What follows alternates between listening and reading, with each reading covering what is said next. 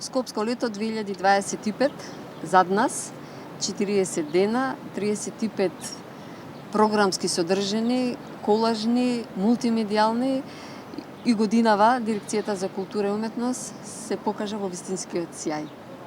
Како измина оваа година Скопско лето?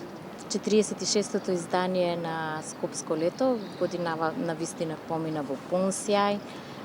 Традиционално имавме мултижанровска програма, како што и кажавте, 35 настани на повеќе локации, веќе познати локации, на отворено, на затворено.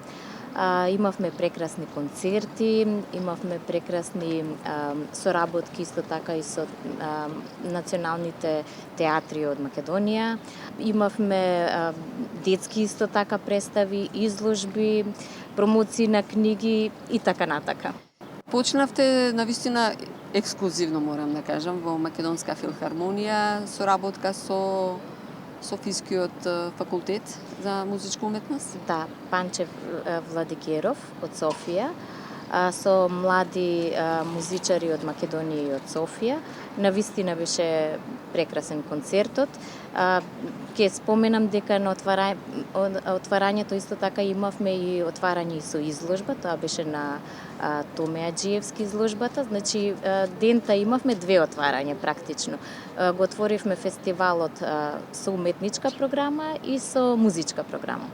Така, тоа и најмногу го сакаат скопјани, а особено сакаат кога е на отворено во Скопската чаршија. Тука на отворено можеби пред платото немавме, меѓутоа зад нас е Македонската филхармонија, операта и балетот и навистина ексклузивни можам да кажам концерти. Ве прашувам за отворено, навистина имаше доста концерти во Сулијан, во Куршумлијан, кои што се атрактивни простори во чаршијата. Да, во Куршумлијан имавме Баклава. Баклава го славеше своето 20 годишно постоење. Потоа го имавме фин проектот Егрегор на Никола Стојановски, заедно со Тања Царовска. Во Сулијан имавме неколку концерти. Тука беше Ѓорги Шаревски, заедно со Акира Накамура од Јапонија и Оливер Јосифовски од Македонија.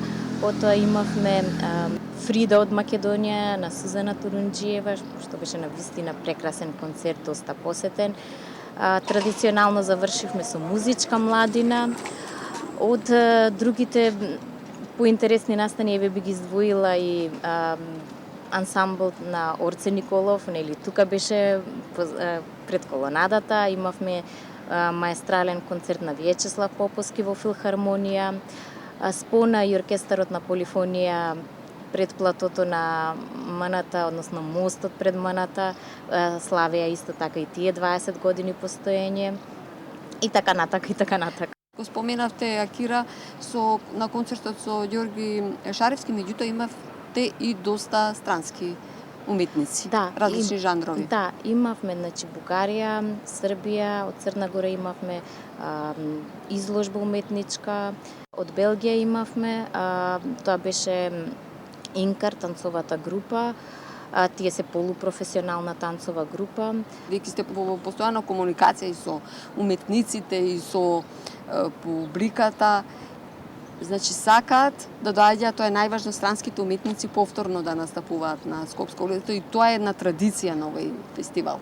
Да, јас и претходно тоа го имам споменато дека фестивалот привлекува доста уметници кои што се кои доаѓаат надвор од нашата земја, значи од регионот, од Европа, па дури и надвор од Европа.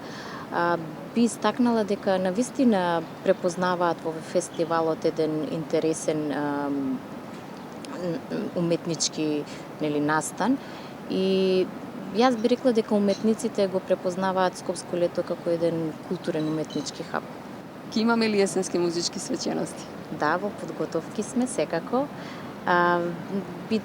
Есенски музички би почнале некаде во почетокот на ноември и не би ви откривала понатака, би сакала да остане тоа изненадување. Тоа ќе го кажеме во следна прилика. Така.